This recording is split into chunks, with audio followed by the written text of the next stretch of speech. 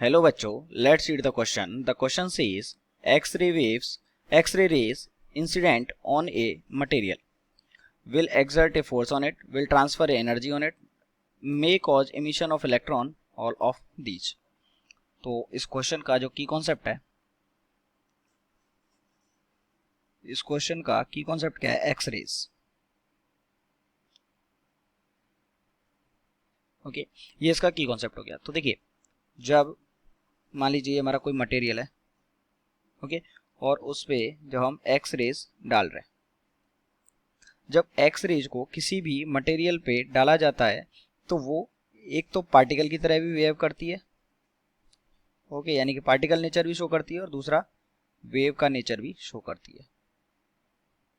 Okay, तो जब x ray को यहाँ पे डाला, अब एक्सरे को जब हम इस पे एक्सर्ट करेंगे, एक्सरे को जब इस मटेरियल पे डालेंगे तो एक्सरे की कुछ एनर्जी होगी,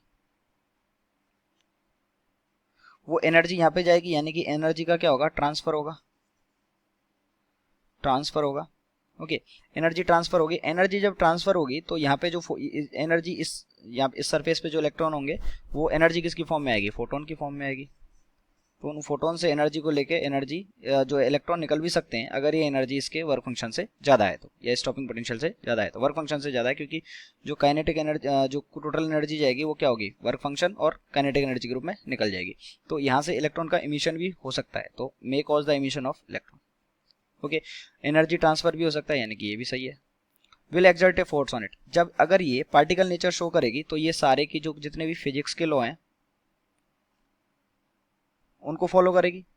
फिजिक्स के लॉ को फॉलो करेगी तो ये क्या करेगा? It exert a force.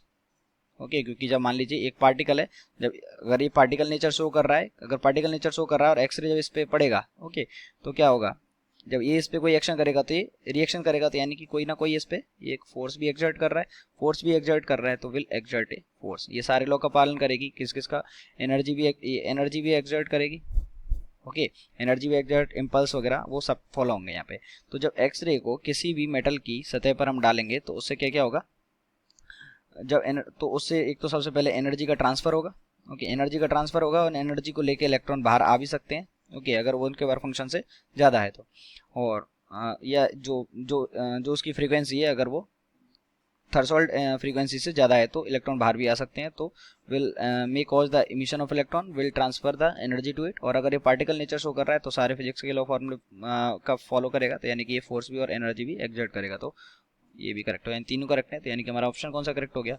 All of these, यानी कि option number D is correct. I hope you understood well. Best of luck.